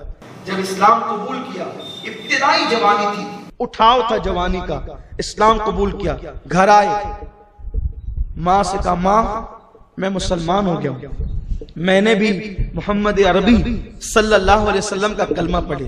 ماں نے کہا میں نہ کھاؤں گی نہ پیوں گی، میں مر جاؤں گی، پھر دنیا تجھے تانا دے گی کہ تو اپنی ماں کا قاتل ہے۔ اب مصعب بھی اپنی ماں سے بڑا پیار کرتے تھے، لیکن اسی ماں سے پیار کیا جائے گا جو ماں حضور کی سچی کنیز ہے۔ جب حضور کی مخالفت میں کہا نہ میں کھاؤں گی نہ پیوں گی، میں مر جاؤں گی، کہا کہ تو مر جائے مجھے پرواہ نہیں، لیکن اب دامن مصطفیٰ نہیں چھوٹ سکتا۔ ماں نے دیکھا یہ پگھلنے والا ہی نہیں تو کھانا پینا شروع کر دیا، لیکن کہا کہ اب اگر تو محمد سے رشتہ رکھتا ہے تو میری خوشبو دے دے، میرے کپڑے دے دے، میری دولت دے دے۔ مصعب ابن عمیر نے سب دے دیا، ٹاٹ پہنے، اور ٹاٹ پہننے کے بعد حضور کی محفل میں آئے۔ سرکار نے فرمایا اسے پہچانتے ہو؟ صحابہ کی آنکھ میں آنسو تھے، جی یا رسول اللہ، یہ وہی ہے کہ جس نے اتنے قیمتی کپڑے پہنے کہ مکے میں اس سے زیادہ قیمتی کپڑے پہننے والا کوئی نہ تھا، لیکن صرف اسلام کی خاطر اور حضور کی محبت کی خاطر اس بندے نے ٹاٹ کے کپڑے پہن لیے۔ وہ مصعب ابن عمیر۔ حضرت مصعب کے ایک ہاتھ پہ حملہ ہوا، ہاتھ کٹ گیا، بائیں ہاتھ میں پرچم سنبھالا۔ توجہ فرمائے، یہ کہانی قصہ نہیں ہے، اسلام کی تاریخ ہے۔ ایک ہاتھ کاٹا تو دوسرے ہاتھ میں۔ آپ مجھے بتائیں، چھری سے انگلی کٹتی ہے نا، ہم 10 بار ہاتھ جھٹکتے ہیں، یہ ٹوپ کہاں ہے، وہ کہاں ہے، وہ یہ کہاں ہے۔ بتائیں کہ انگلی کٹنے کے بعد دوسرے ہاتھ سے کوئی چیز پکڑنے کی طاقت ہوتی ہے؟ یہ میرے رسول کے صحابہ ہیں۔ ایک ہاتھ کٹا ہے، پرچم اسلام دوسرے ہاتھ میں لیا، دوسرا ہاتھ کٹا ہے تو ان کٹے ہوئے بازوؤں سے یوں سنبھالا دیا ہے پرچم اسلام کو، لیکن گرنے نہیں دیا۔ اور اس کے بعد جب پیٹھ میں کھنجر ڈالا گیا ہے، ادھر پرچم اسلام گر رہا تھا، آقا فرماتے علی بڑھ کر کے تھام لو، اسلام کا پرچم گرنے نہ دو، اور میرے مولا علی مرتضیٰ نے اس پرچم کو تھاما۔ اسی جنگ کے درمیان ایک واقعہ یوں ہوا کہ مصعب ابن عمیر تو شہید ہو گئے، بہت سے صحابہ شہید ہوئے، ان میں سے ہندا لے کر کے آئی تھی ایک غلام کو اپنے ساتھ کہ اگر تو میرے باپ کے قاتل حمزہ کو قتل کر دے گا تو میں تجھے منہ مانگا انعام دوں گی۔ اس غلام وہ حبشی النسل تھا، قد اس کا چھوٹا تھا، اس کی آنکھیں چھوٹی چھوٹی اور ایک دم لال لال تھی، اور وہ چھوٹا نیزہ چلانے میں بڑی مہارت رکھتا تھا۔ جنگ کے میدان میں اس کو کوئی دلچسپی کسی سے نہیں تھی، اس کو تلاش جو تھی تو جناب امیر حمزہ کی تلاش تھی۔ اس نے دیکھا ایک اونچے قد کا آدمی جو بڑا خوبرو ہے، خوبصورت ہے، وہ دشمنوں کی صف میں گھستا ہے اور فقرے کستے ہوئے لوگوں کو کاٹتا ہے۔ اس کی بہادری دیکھ کر، چونکہ جوہر کی گت جوہری جانتا ہے، بہادر بہادروں کو جانتے ہیں، اہل علم کو جانتے ہیں، اہل ہنر کو جانتے ہیں۔ اتنا بہادر وحشی تھا، اس کے کفر سے ابھی مجھے کوئی گفتگو نہیں، کفر ایک الگ عنوان ہے، اس کی بہادری ایک الگ عنوان ہے۔ کوئی ضروری نہیں ہے کہ کوئی کافر ہو تو بہادر نہیں ہو سکتا، ایسا تو نہیں ہے۔ تو وہ کافر تو تھا لیکن وہ بہادر بھی تھا، اور وہ چھوٹا نیزہ چلانے میں بڑا ہنر رکھتا تھا۔ اسی لیے ہندا جیسی خاتون نے، عورت نے اسی کا انتخاب کیا کہ میرا کام یہی کر سکتا ہے۔ اور پھر جو ہے وہ جب تلوار یوں چلاتے دیکھا اس اونچے قد کے خوبصورت شکل آدمی کو، وہ پوچھا یہ کون ہے؟ تو لوگوں نے بتایا یہ نبی کا چچا حمزہ ہے، اس کا نام حمزہ ہے۔ تو تب کہا کہ یہی تو میرا شکار ہے۔ اور جناب حمزہ رضی اللہ تبارک و تعالی عنہ ابن عبدالعزیٰ کو جب قتل کر رہے تھے تو آپ جیسے ہی جھکے ہیں اس کو کاٹنے کے لیے، تو آپ کی جو زرہ ہے وہ ہٹی ہے۔ ایسا ہوتا ہے نا، آدمی جھکتا ہے اور آگے سے اگر کرتا چاک ہو تو وہ کھلتی ہے، تو جیسے کھلی ہے اس نے وہاں سے نیزہ لہرا کر کے یوں پھینکا تو حضرت حمزہ کے پیٹ میں گھسا اور پیٹ کو چیرتا ہوا پیٹ سے نکل گیا۔ حضرت حمزہ نے تلوار سنبھالی اور وحشی کی طرف بڑھے، لیکن چونکہ زخم اتنا کاری تھا کہ آپ گھٹنوں کے بل زمین پہ آ گئے۔ وحشی نے خود بیان کیا ہے حضرت امیر حمزہ کی شہادت کا واقعہ۔ پھر جب حضرت امیر حمزہ شہید ہو گئے تو اس نے ہندا کو اطلاع دی ہندا کو جب اطلاع ہوئی تو اس نے وحشی کی مدد سے پیٹ چاک کروایا، کلیجہ نکالا اور ہاتھ کی انگلیاں کاٹی، کان کاٹے اور زبان کاٹی، ناک کاٹی، اور اس کو ایک دھاگے میں پرو کر گلے میں ہار پہنا، بازو بند بنائے، پازیب بنائے، اور اسی انداز سے وہ مکہ تک گئی۔ وہ جب کلیجہ چبایا ہے تو کلیجہ چبا کے نگلنا چاہتی تھی لیکن نگل نہ سکی اور اس نے تھوک دیا۔ یہ حضرت امیر حمزہ کی شہادت تھی۔ ایک شہید میدان احد میں اور بھی قابل ذکر، یہ تو سبھی قابل ذکر ہے لیکن ٹائم ختم ہو رہا ہے اور ہمیں اپنی گفتگو سمیٹ لینا، کہ کچھ تھوڑا سا ٹائم زیادہ ہوگا کیونکہ آج خاص شب ہے، پچھلی ہفتے اعلان ہوا تھا اور آج خاص شب ہے، اس لیے بہت زیادہ وقت ہم نہیں لیں گے، آپ کا ٹائم کے حدود میں رہ کر اس کو مکمل کر دیں گے۔ ایک اور شہادت ہے، وہ شہادت حضرت حنظلہ کی شہادت۔ یہ حنظلہ کون ہے؟ آپ کو حیرت ہوگی، 50 سے 70 لوگ لے کر ابو عامر فاسق جو مدینے کا راہب تھا، وہ حضور کے خلاف جنگ میں شریک ہوا، اسی کے حقیقی بیٹے کا نام حضرت حنظلہ ہے۔ اور حنظلہ صحابی رسول ہیں، اور کس شان کے صحابی رسول ہیں کہ اسی دن ان کی شادی ہوئی تھی۔ آپ بار بار سنتے ہیں اس لیے میں اس کی تفصیل، اسی دن ان کی شادی ہوئی تھی اور صبح کو وہ نکلے ہیں تو حضرت بلال کا اعلان جب رات کے آخری پیر میں ہوا تو بیوی کو اسی حالت میں چھوڑ کر تاخیر نہ ہو جائے اسی شان سے نکلے۔ حضرت حنظلہ جب شہید ہوئے تو کسی نے عرض کی حضور حنظلہ نے بڑے شہادت کے جوہر دکھائے اور وہ شہید ہو گئے، تو حضور نے فرمایا میں دیکھ رہا ہوں کہ زمین اور آسمان کے درمیان ان کے لاشے کو فرشتے غسل دے رہے ہیں۔ اس کی حضور انہیں کیوں غسل دے رہے؟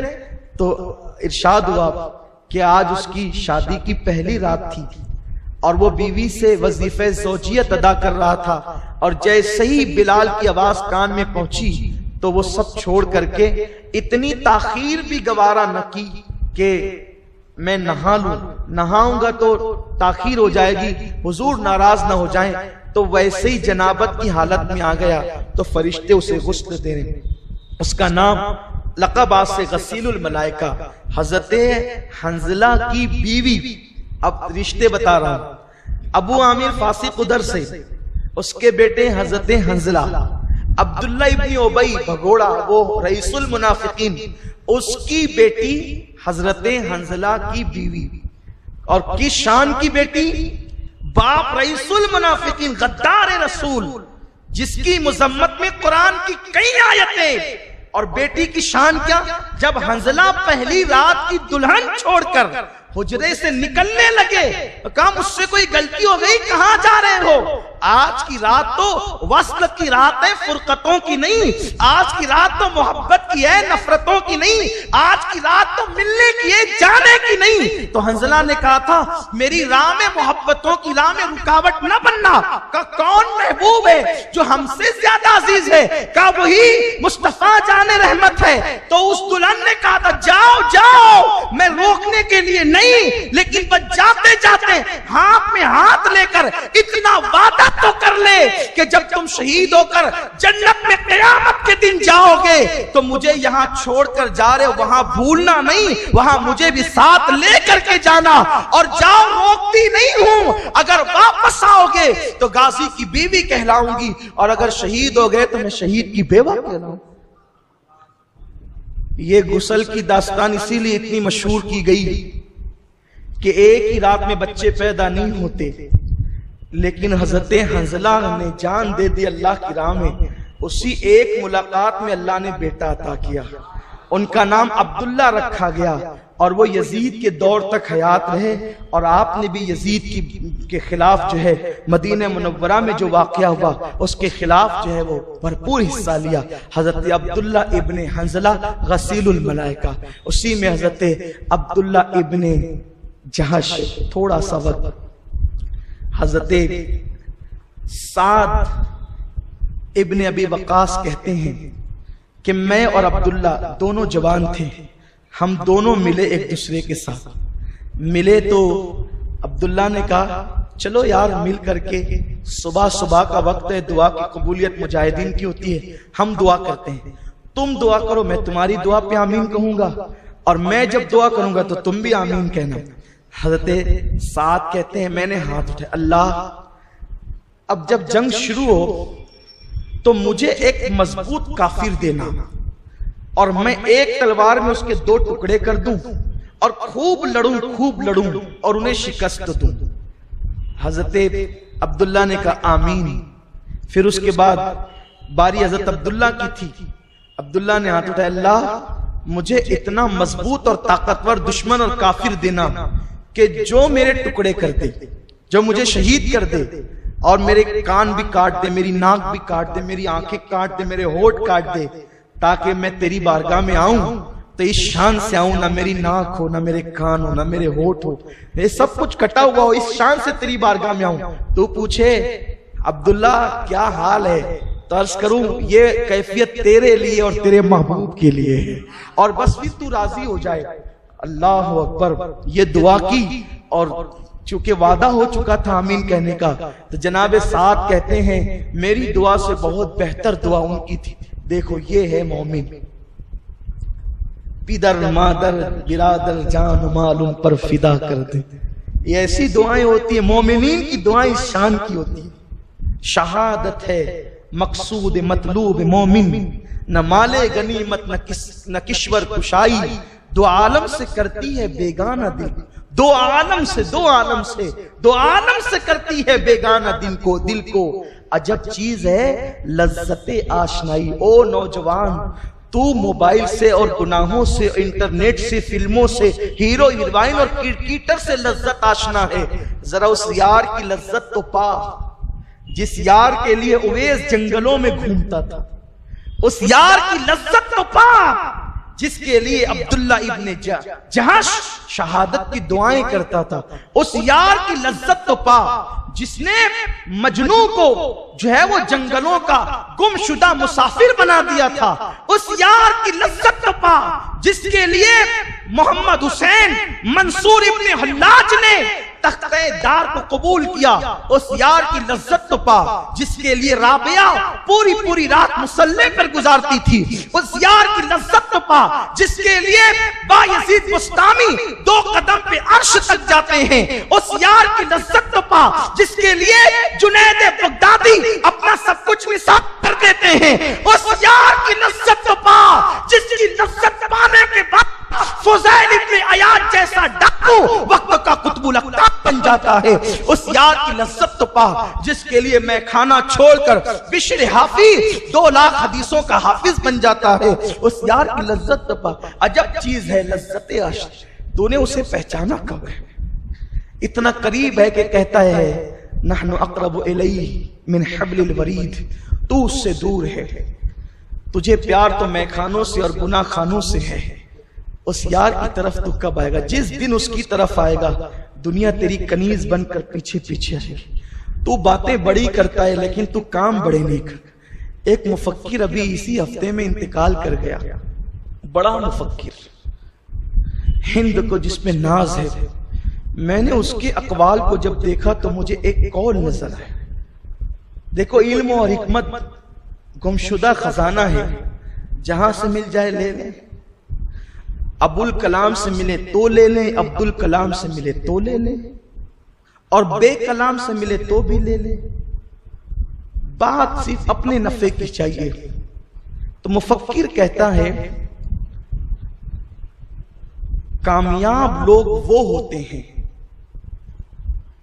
جو بڑے خواب دیکھتے ہیں، اور جو بڑے خواب دیکھتے ہیں وہ بڑے کام کرتے ہیں، لیکن ناکام اور کامیاب لوگوں میں فرق یہ ہے، کامیاب لوگوں کی نشانی ہے کہ وہ خواب دیکھ کر سوتے نہیں ہیں، وہ خواب دیکھ کر سوتے نہیں ہیں، وہ خواب دیکھ کر جاگتے ہیں۔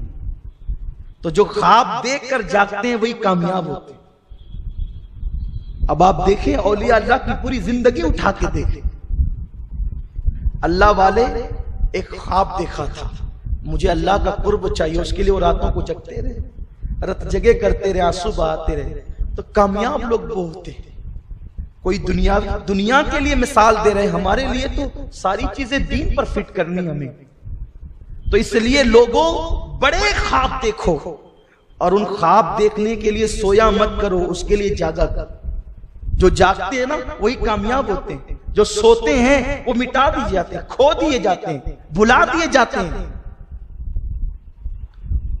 تو عبداللہ ابن جہش کی یہ دعا، اور اخیر میں جاتے جاتے حضرت اسود کا ذکر کرنا چاہتا ہوں، اور اس کے بعد جنگ کا اختتامی نتیجہ پیش کر کے گفتگو ختم کرنا چاہتا ہوں. یوں بھی ہوا کہ،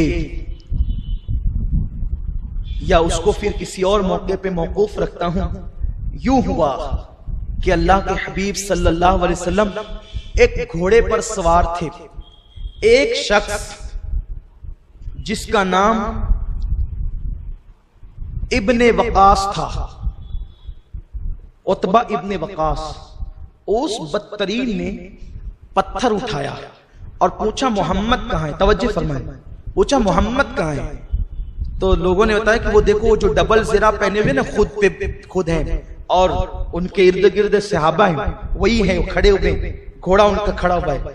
بڑا پتھر اٹھایا اور حضور کے منہ پر ایسی زور سے دے مارا کہ آقا کریم کا ہونٹ پھٹ گیا، اور حضور علیہ السلام کے 4 دانت، اوپر کے 2 نیچے کے، اس کا کنارہ شہید ہو گیا.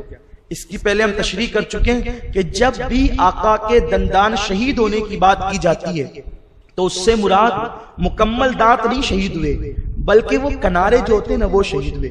اور وہ شہید ہونے کے بعد بھی حضور علیہ السلام کے دانتوں کی چمک اور بڑھ گئی، کیونکہ آپ نے کاچولی دیکھی، کیا کہتے ہیں اس کو؟ کاچولی کہتے ہیں. اگر کاچولی کو تھوڑا سا توڑ دیا جائے تو پتہ بھی نہیں چلتا کہ ٹوٹی ہے، لیکن اس کی چمک اور بڑھ جائے. یعنی کانچ کو تھوڑا سا تراش دیا جائے تو اس کی چمک اور بڑھ جاتی ہے. تو آقا کے 4 دانت کے کنارے شہید ہو گئے، لیکن آقا کے دانت تو اس پلید نے شہید کیے، اور اس کے بعد اس کے 2 ٹکڑے بھی کر دیے گئے. لیکن اللہ نے اس کو سزا یہ دی کہ اس کی اولاد جتنی اس کے بعد پیدا ہوئی وہ پیدائشی طور پر 4 دانتوں کی معذور پیدا ہوتی تھی. یعنی پیدا ہونے کے بعد جب انسان کو دانت نکلتے ہیں تو 4 دانت اس کی اولاد کے کبھی نہیں نکلے. پوری نسل اس کی چلی گئی لیکن وہ 4 دانت کبھی نہیں نکلے، اور 4 دانت کے بغیر اس کی نسل ہوتی تھی اور انتہائی منہ سے بدبو آتی تھی. لوگ دیکھ کر کے پہچان جاتے تھے یہ وہی ہے، اسی کی نسل سے ہے جس نے آقا کریم صلی اللہ علیہ وسلم کے دندان شہید کی. جب آقا علیہ السلام کو پتھر لگا تو خود کی 2 کڑیاں گالوں میں گھس گئی. پھر اس کے بعد حضور کا گھوڑے کا پیر پھسلا اور آقا کریم صلی اللہ علیہ وسلم ایک گڑھے میں آ گئے. سیرت نگاروں نے لکھا ہے، لیکن میں نہیں کہتا ایسی بات کہ حضور گڑھے کے اندر گر گئے، لیکن میں یہ کہنے کی جسارت نہیں کرتا. خدا کی قسم میرا آقا وہ آقا ہے جو وہاں گر جاتا ہے وہ سنبھل جاتا ہے. لیکن یہ تاریخ کا ایک عجیب سا باب ہے کہ حضور کے گھوڑے کا پیر پھسلا اور ابو عامر فاسق نے جو جگہ جگہ گڈھے کروا رکھے تھے اس گڈھے میں حضور آ گئے. آقا کریم کی خود کی کڑیاں گالوں میں گھس گئی، پیر پہ زخم آ گیا، پنڈلیاں زخمی ہو گئی، کمر شریف میں لگا اور تیر پر تیر آئے. اتنا خون نکلا کہ سرکار صلی اللہ علیہ وسلم بتقاضے بشریت کھڑے ہونے کی پوزیشن میں نہ تھے. حضور علیہ السلام کو ہم نور مانتے ہیں، نور ہونا اور بشر ہونا یہ حضور کی شانیں ہیں. حقیقت اللہ جانتا ہے ان کی. کچھ لوگ کہتے ہیں اگر وہ نور تھے تو پھر یہ زخمی کیسے ہوئے؟ حیرت ہے. بس اعتراض اعتراض اور اعتراض. یاد رکھیے کہ حضور علیہ السلام جب زخمی ہوئے تو وہاں نورانیت کی شان مغلوب ہو گئی اور بشریت کی شان غالب ہو گئی. یہ آپ کو ایمان رکھنا چاہیے کیونکہ حضور کی دونوں شانیں ہیں. اور مثال کے طور پہ ایک بات سی بس کر کے بات سمجھا کر گزرنا چاہتا ہوں. بولو انسان کے اندر غصہ ہے کہ نہیں؟ بولو ہر انسان میں غصہ ہے.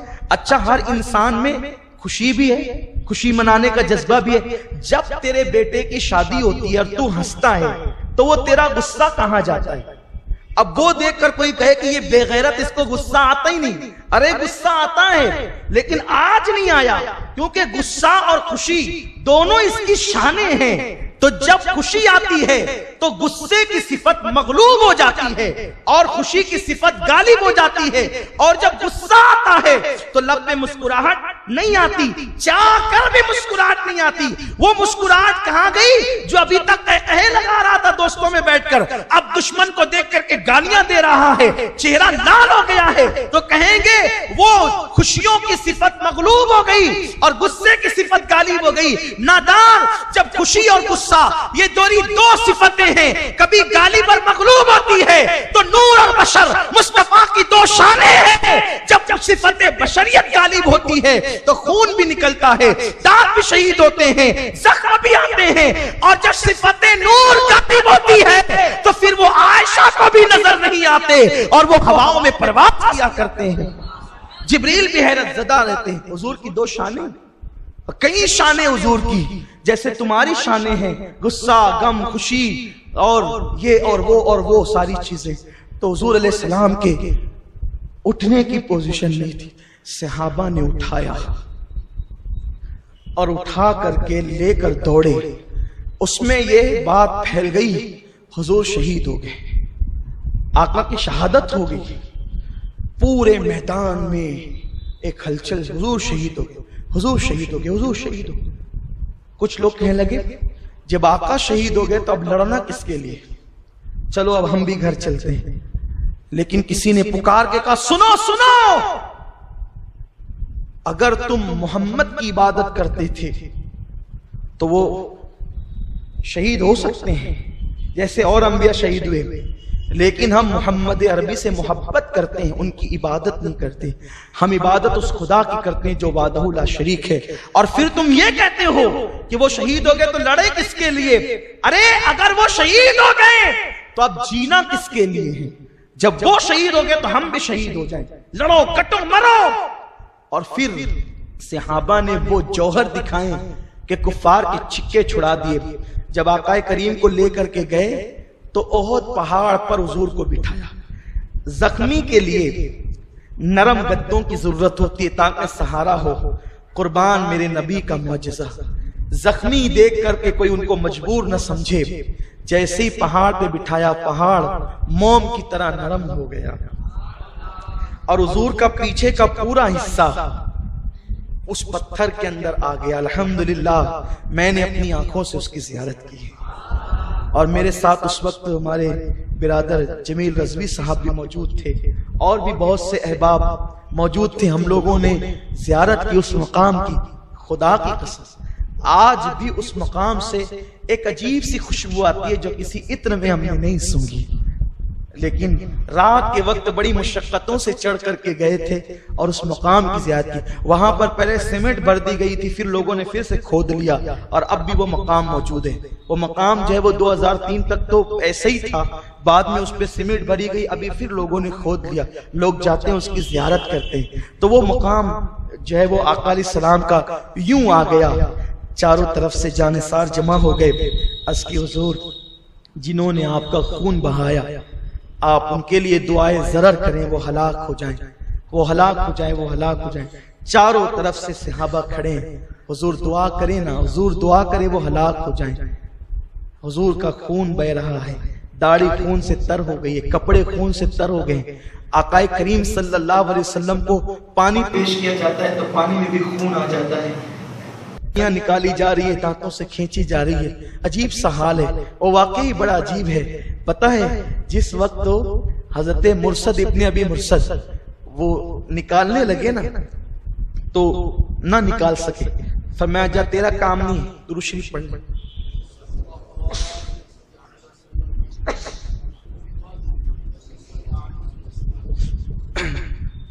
انہوں نے آقا نے کہا تیرا کام نہیں، کمزوروں کا کام نہیں۔ پھر اس کے بعد میرے آقا حضرت ابو عبیدہ ابن الجراح امین الامہ ہے، حضور میں نکالتا ہوں، آقا میں نکالتا ہوں۔ سرکار نے کہا ٹھیک ہے تم نکالو۔ حیرت ہے تاریخ کے اس باب پر، اتنی گمسان کی جنگ ادھر چل رہی ہے، حضور کے گالوں میں 2 کڑیاں گھسی ہوئی ہیں۔ اب آقا کی شان یہ کہ حضور علیہ السلام کو کوئی ایسے دیکھے، حضور یوں کھڑے ہیں، توجہ آپ کی، حضور یوں کھڑے ہیں تو آقا کا قد میانہ نظر آتا ہے، اور کوئی جہاں بازو میں جا کے کھڑا ہو گیا، کتنا بھی لمبا ہوگا حضور اس سے اونچے نظر آئیں گے۔ یہ آقا کا معجزہ، سارے اونچوں میں اونچا سمجھئے جسے، ہے اس اونچے سے اونچا ہمارا نبی۔ تو اب کوئی حضور کے پاس جا کے کھڑا ہو تو حضور کے قد کے برابر اس کا قد نہیں رہتا، کتنا بھی اونچا ہو۔ تو ابو عبیدہ ابن الجراح یوں پنجوں کے بل کھڑے ہوئے، اب حضور کے گالوں تک پہنچے۔ اب کوئی چیز اگر نکالنی ہے تو آپ جانتے ہیں، جیسے کوئی کیل ہے یا کچھ چیز ہے تو دیوار سے یا کسی چیز سے نکالنی ہے تو دو کام کرنے پڑتے ہیں، ایک تو جس سے نکالنی ہے اس کو دبانا ہے، اور جو چیز نکالنی ہے اس کو کھینچنا ہے۔ ابو عبیدہ ابن الجراح امین الامہ جس کو حضور نے کہا، آقا فرماتے ہر امت کا ایک امین ہے، میری امت کا امین ابو عبیدہ ہے۔ تو آپ جو ہے وہ دانت سے کیل پکڑتے تھے اور ہونٹوں سے حضور کے گالوں کو دباتے تھے۔ سرکار کہتے ابو عبیدہ دانت سے گال دبا اور دانت ہی سے کھینچ، تبھی یہ نکلے گا۔ عرض کرتے تھے آقا میرے دانت سخت ہے، اگر دانت گالوں کو لگیں گے تو بے ادبی ہوگی، اللہ کو جواب کیا دوں گا؟ اس لیے ابو عبیدہ ہونٹ سے گالوں کو دباتے تھے۔ قربان وہ کیا صحابہ ہیں میرے آقا کی، کیا مقدر ہے۔ کوئی پھولوں کی پنکھڑیوں کو اپنے لب لگاتا ہے، کوئی مصطفیٰ کے رخساروں کو اپنا لب لگاتا ہے۔ کیا وہ تقدیر والے تھے، اہل تقدیر تھے، وہ مزاروں میں آرام کر رہے ہیں۔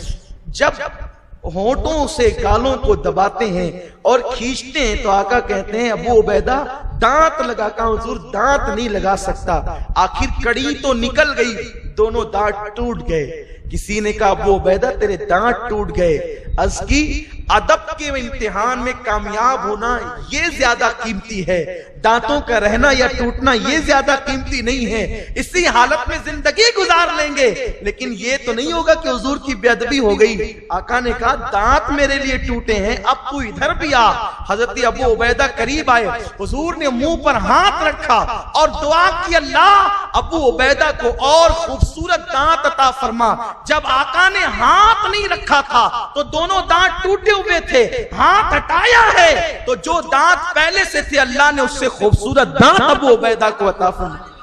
یہ معجزہ دکھا کر بتا دیا میرے دانت شہید پر دلیل نہ بنانا، ابھی بھی ہاتھوں میں خدا نے وہ طاقت دی ہے کہ ٹوٹے ہوئے دانت میں ہاتھ رکھ دو تو اللہ بہتر دانت عطا فرماتا ہے۔ اب وہ منزل آئی، جنگ کا غبار چھٹا، کفار نکلے اپنے مردوں کو چھوڑ کر کے، تو سرکار نے فرمایا کہ لاشوں کو اکٹھا کرو۔ لاشیں اکٹھا کی گئی، سرکار نے فرمایا کہ سب کو یہیں دفن کر دو، میرے چچا حمزہ کی سوا، حمزہ کو ہم لے جائیں گے۔ ایک ضعیف روایت ہے لیکن فضائل اعمال میں مقبول ہے تو عرض کر دیتا ہوں، محققین سے معذرت چاہتے ہوئے، اس لیے کہ میں تو بحیثیت ناصح کھڑا ہوتا ہوں، بحیثیت محقق نہیں۔ تحقیق کے میدان میں جو لوگ جوہر دکھاتے ہیں وہ اپنی تحقیقیں پیش کریں، اور میں جو ہے وہ ایک ضعیف روایت، ضعیف پہلے ہی کہہ دے رہا ہوں تاکہ جب کوئی محقق قلم اٹھائے تو بیچارے کو رات و دن کتاب تلاش کرنے کی ضرورت نہ پڑے، وہ میرے جملوں کو دلیل بنا لے۔ آقا نے فرمایا کہ اٹھاؤ حمزہ کا جنازہ اور بقیع میں دفن کریں گے، اس لیے کہ میں بار بار اپنے چچا سے مل سکوں گا۔ جیسی جنازہ کندھوں پہ اٹھایا احد میں زلزلے آنے لگے۔ سرکار میں رک جا احد، رک جا، ٹھہر جا۔ عرض کی حضور آپ میری امانت لیے جاتے ہیں، میری امانت مجھے سونپ دے، میں رک جاؤں گا۔ کہا تیری امانت؟ جی یا رسول اللہ، حمزہ کا جنازہ میری امانت ہے، آقا اسی کے سہارے تو قیامت تک رہیں گے، یا رسول اللہ اس امانت کو میرے سپرد کر جائیں۔ آقا نے فیصلہ کیا، ٹھیک ہے اب یہیں رکھیں گے۔ آقا نے فرمایا زبیر تمہاری امی صفیہ کو چچا حمزہ کے جنازے پہ آنے نہ دینا، ناک کٹ چکی ہے، کان کٹ چکے ہیں، پہچان کے قابل بھی نہیں ہے جنازہ۔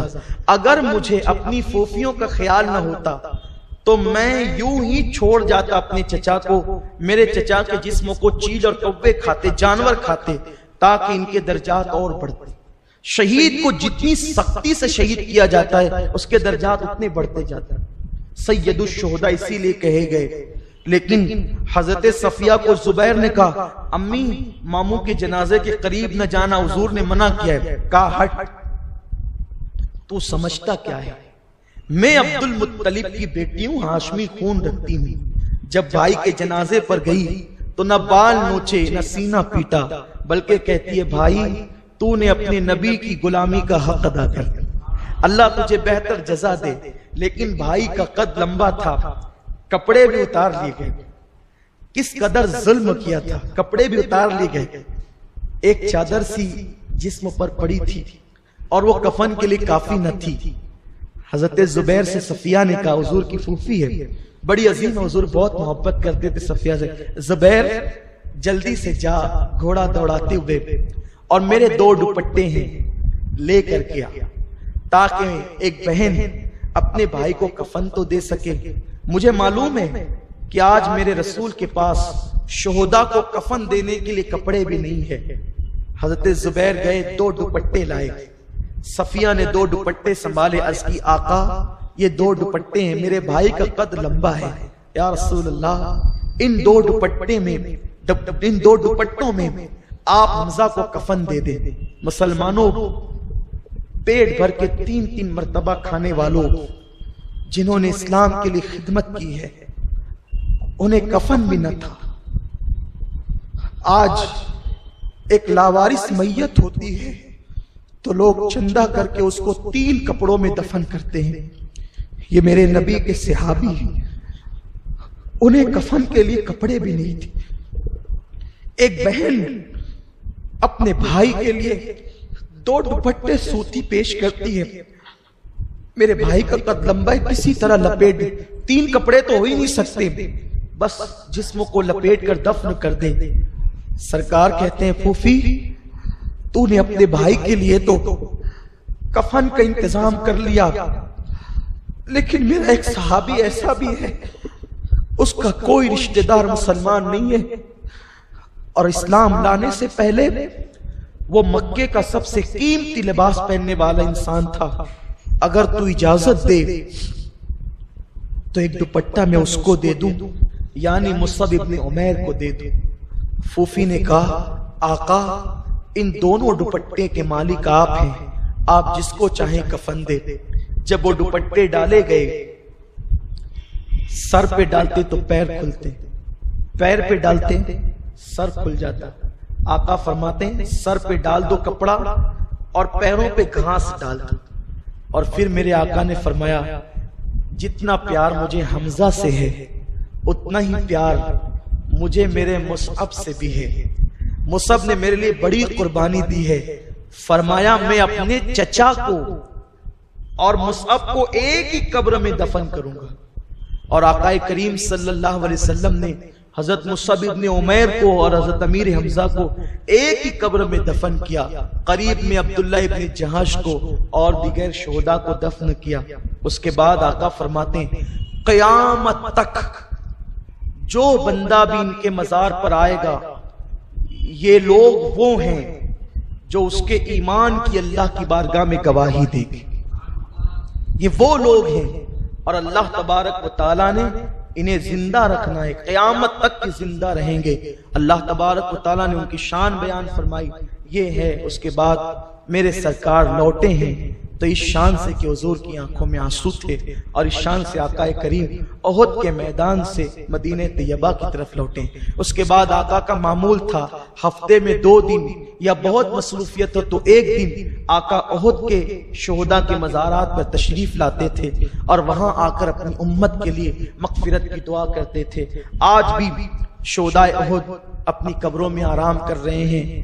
جب حضرت امیر معاویہ کے دور میں نہر کی کھدائی ہوئی یا اور بات کے دور میں زبیدہ کے دور میں یا اور بات کے دور میں ابن تیمیہ کے دور میں مختلف واقعات ہیں، تو کھدائی کے درمیان شہداء احد کے مزارات کھل گئے.